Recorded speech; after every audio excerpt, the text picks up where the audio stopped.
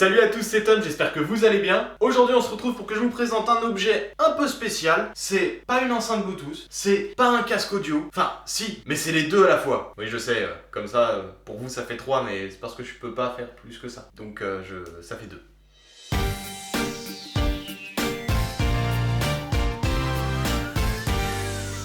Ça s'appelle la Motorola Sphere. Et en fait, cette Motorola Sphere est une enceinte Bluetooth et un casque audio. Voilà, globalement, c'est ça. Ce que je vous propose, c'est qu'on parle d'abord de l'enceinte et on se concentrera sur le casque après, ce sera plus simple. Plutôt que de faire chacun, tel truc pour l'un, tel truc pour l'autre, etc. On parle rapidement du packaging. Donc je vais poser ça.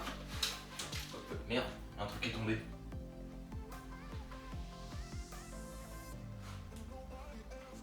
Donc on parle rapidement du packaging, une boîte carrée, très simple. À l'intérieur on retrouve bien entendu la Motorola Sphere, mais également la prise secteur, parce que, j'allais dire le chargeur secteur, mais non, parce qu'elle n'est pas sur batterie. La prise secteur avec un embout français et un embout anglais également. Un câble jack vers jack avec un petit micro pour le casque justement. Il est Bluetooth, vous en faites pas, mais au cas où il donne quand même le câble.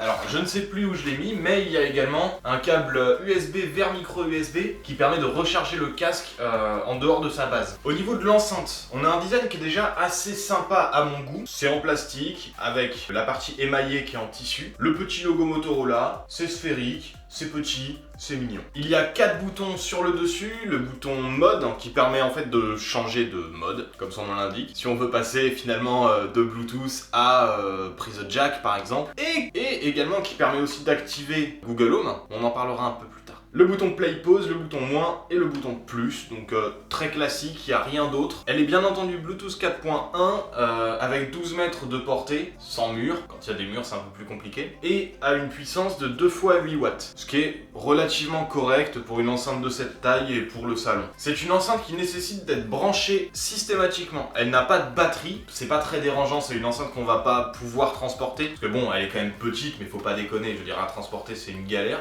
mais ça fait le taf. Elle est également compatible avec Siri, OK Google et Alexa. Oui, forcément mon téléphone... Selon Wikipédia. Ta gueule. Oui, mon téléphone, j'ai dit OK Google, ça lui a pas plu. Elle a un micro d'embarqué, donc forcément, vous pourrez parler directement à votre enceinte pour éteindre vos lampes, fermer vos volets, lui demander n'importe quoi. Elle saura le faire. Sur le papier, elle donne plutôt envie. Surtout qu'elle permet de recharger le casque directement avec un petit contacteur. Donc vous avez juste à poser votre casque dessus et il se rechargera. Là où elle est plutôt pas mal également, c'est que quand vous avez de la musique dans les oreilles, elle va transférer la musique une fois que vous l'aurez posé sur le casque automatiquement sur l'enceinte. Je m'explique. Vous avez votre casque, vous le mettez, bon je m'entends plus trop mais bon, vous le mettez, vous écoutez votre musique, c'est cool, on s'éclate, vous le retirez, vous le posez sur l'enceinte et le son sortira directement dessus. Et vice versa. Si vous écoutez de la musique sur l'enceinte et que vous prenez le casque, la musique se transférera de l'enceinte au casque directement. Mais, parce que forcément il y a un mais, je crois que j'ai pas fait un seul produit où il n'y avait pas de mais d'ailleurs, c'est important. Mais, la qualité sonore n'est pas vraiment au rendez-vous.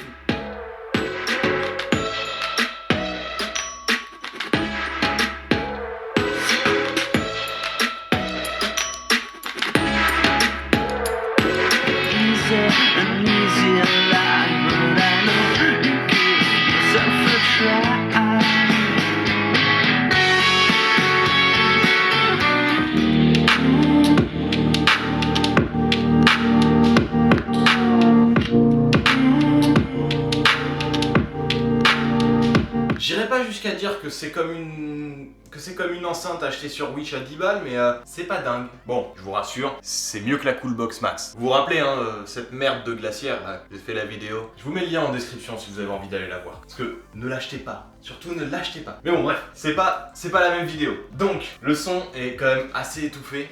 Je suis un peu déçu, ça manque cruellement de basse. Dès qu'on monte un petit peu le volume, ça sature assez rapidement. Grosso modo, à 80% du volume, ça commence déjà à saturer. Moi je sais pas, j'ai été habitué à mieux de la part de Motorola. C'est quand même la marque qui a inventé le Rocker E1. Le premier téléphone qui a eu l'appellation iPhone. Hop là. Bon maintenant, c'est plus trop ce que c'était.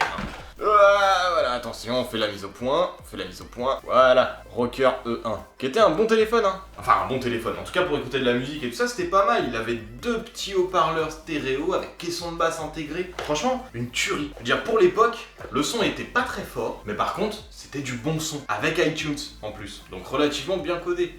Et là, ils nous ont sorti une enceinte qui est somme toute classique. Somme toute. Oui, c'est bon. Une enceinte qui est somme toute classique. Ce qui est un peu dommage, ils savent faire mieux. Et on en reparlera, mais pour le prix, c'est un peu décevant. Comme je vous l'ai dit, elle est compatible Siri, Alexa et Google. Parce que sinon mon téléphone va encore se mettre à... Et puis le vôtre aussi d'ailleurs va encore se mettre. Sauf que pour ce faire, il faut rester appuyé sur le bouton menu. Enfin le petit M qu'il y a, un des 4 boutons qu'il y a dessus. Ce qui finalement retire un peu de tout l'intérêt du truc, parce que s'il faut se rapprocher de son enceinte, appuyer dessus pour que finalement ils disent ok, je veux bien faire ce que vous voulez. Bah ça sert à rien. Ça n'a aucun intérêt, c'est pas un assistant vocal, c'est un assistant gestuel. Enfin, je trouve ça con finalement que le micro soit pas directement... Alors, vous allez me dire, oui, c'est bien que le micro ne soit pas activé tout le temps. Mais moi, je m'en fous, en fait. Je considère que je suis pas ministre, je suis pas président de la République. Moi, je m'en fous qu'ils récoltent mes données s'ils veulent. Donc, moi, j'aimerais bien que mon micro reste ouvert tout le temps. Mais là, c'est pas le cas. Ensuite, le son n'est pas immédiatement repris. Quand ils le disent, quand tu regardes la pub et tout ça, c'est vraiment, tu prends ton casque, tu le poses, et directement, t'as le son. En vrai... c'est pas vraiment ça. Disons que de temps en temps ça va très bien le faire. De temps en temps tu poses ton casque, ça va le faire, mais la plupart du temps tu vas le poser et soit tu vas devoir remettre manuellement sur ton téléphone play parce qu'il se sera mis en pause tout seul, soit ça va pas le faire correctement, ça va te déconnecter du téléphone. Enfin ça va te déconnecter du téléphone, ça va te déconnecter du casque, mais pas te reconnecter à l'enceinte. En gros ils fonctionnent en Bluetooth tous les deux. Donc faut que les deux soient connectés à votre téléphone. Ce qui fait que du coup ça leur permet de switcher dès qu'il y en a un ou l'autre qui est retiré ou mis. Sauf que c'est un peu chiant, parce que du coup ça se connecte dessus tout le temps, et impossible de faire autrement. Ça m'arrivait fréquemment de devoir relancer la synchronisation, en fait le réappairage entre soit l'enceinte et le casque et mon téléphone. C'est un peu chiant, c'est dommage justement, ils sont connectés une fois, je veux dire le reste c'est pour que ça me facilite la vie. Si je dois faire le réappairage tout le temps, il y a nettement moins d'intérêt. Un autre point noir est qu'il est impossible d'éteindre l'enceinte. Alors vous allez me dire c'est pas forcément un problème. Quand on regarde maintenant les Sonos, les Harman Kardon, toutes les enceintes Wi-Fi, on les éteint jamais finalement. On n'en a pas besoin. Le problème c'est qu'une enceinte Bluetooth, si on l'éteint pas, le téléphone reste connecté à elle. Et tout le temps. Le problème c'est qu'elle passe en priorité en comparaison d'autres casques ou enceintes. En fait, il faudrait que je désactive mon Bluetooth systématiquement de mon téléphone. Le problème est que quand on réactive le Bluetooth, c'est elle qui passe en priorité. Ce qui fait que dès que j'ai envie de sortir de chez moi et de prendre mon casque Bose, bah je suis obligé de le rechoisir manuellement. Dès que je veux changer le son de ma télé qui a une barre de son Samsung, bah je suis obligé de me reconnecter manuellement à celle-ci. Ma Poison Speaker, je vous laisse la vidéo bien sûr en description toujours. Super enceinte, extraordinaire, rien à voir avec la Coolbox, vraiment une des meilleures enceintes que j'ai eu l'occasion de tester. En fait ça marche pas, je suis obligé de me désappairer obligatoirement de la Motorola Sphere pour pouvoir me connecter à autre chose. C'est extrêmement chiant, mais globalement elle est jolie. Ça fait son petit effet quoi. Parlons du casque maintenant. Il est également Bluetooth à une autonomie d'environ 22 heures. Ce qui est pas dégueulasse. Les contrôles se font via le côté droit avec des petits boutons, avec en fait 3 petits boutons. Donc le bouton pause et décrocher un appel, plus et suivant, moins et précédent. Il a la norme IP54, donc vous pourrez l'utiliser sans problème sous la pluie. Pour un rangement plus facile, il se plie. Si vous n'avez plus de batterie et que la base est loin, si vous êtes au travail par exemple, pas de panique, il se recharge directement via un câble micro USB vers USB qui est fourni. Un autre point important, c'est qu'il a une isolation passive du bruit. En gros, ça veut dire que dès que vous le mettez sur les oreilles et que vous le calez correctement, ça isole du bruit extérieur, c'est tout. Ça marche relativement bien. Je l'ai utilisé pour faire des montages. Il est pas fait du tout pour ça parce qu'il a un temps de latence énorme. Quand je dis énorme, c'est je clique et environ une seconde après j'ai le son. Donc c'est bien pour écouter de la musique. Ne regardez pas de film avec, ne jouez pas non plus. Il est vraiment fait uniquement pour écouter de la musique. Sur la réalité, je vais aller assez vite. En fait, il a grosso modo entre 16 et 18 heures d'autonomie, pas 22. Il est assez grand. Je m'explique. J'ai quand même une tête assez grosse. Et pour qu'il m'aille parfaitement, bah j'ai besoin de bouger. J'ai besoin de bouger aucun cran. Ce qui fait que moi, ok, il me convient. Par contre, si vous avez une petite tête, si vous êtes un adolescent qui n'a pas encore fini sa croissance, ou une femme qui est plutôt petite, malheureusement, il vous conviendra pas, mais pas du tout. Il va vous tomber dessus, en fait, tout simplement. Pour la résistance à la pluie, oui. À la transpiration également. Par contre, je l'ai pris en blanc. C'est peut-être une erreur, parce que les coussinets ne s'enlèvent pas, ce qui fait qu'il n'est pas possible de les laver facilement. Et forcément, la transpiration, vous le savez, ou même en général quand il y a de la pluie, avec la pollution, tout ça, le casque a tendance à devenir noir relativement rapidement. Il est assez salissant. La qualité de son est correcte, sans être exceptionnelle. Contrairement à l'enceinte, il a des bonnes basses, il a des très bonnes basses même, mais c'est à peu près tout. La réduction passive du bruit est pas mal, mais ça reste une réduction passive, et le problème qu'il a, c'est que les coussinets sont ronds, ce qui fait qu'en fait, c'est un semi-circuit auriculaire. Les circuits auriculaires, ça veut dire qu'ils englobent les oreilles, comme le Bose QC35 par exemple, ou le Bluedio T6. Lui, le fait qu'il soit rond, bah du coup soit on arrive à caler ses oreilles à l'intérieur. Moi j'y arrive, le problème c'est que je sais que mes oreilles sont un peu pliées, donc avec une écoute excessive,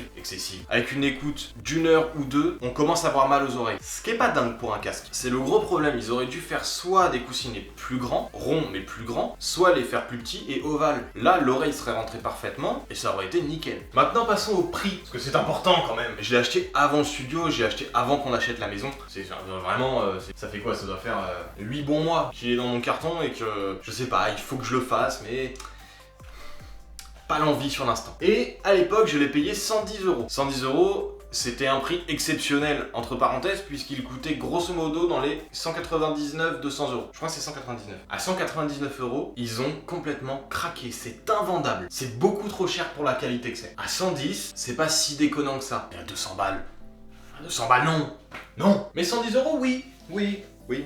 Je me répète beaucoup, hein, vous avez vu. Si la vidéo t'a plu, n'hésite pas à lâcher un petit pouce bleu, ça fait toujours plaisir, à t'abonner et surtout à partager cette vidéo. C'est important, tu connais forcément quelqu'un qui a besoin d'un casque ou d'une enceinte. Partage la vidéo, ça coûte rien, ça fait plaisir à tout le monde. Et nous on se retrouve pour une prochaine vidéo. C'était Tom P. Bye.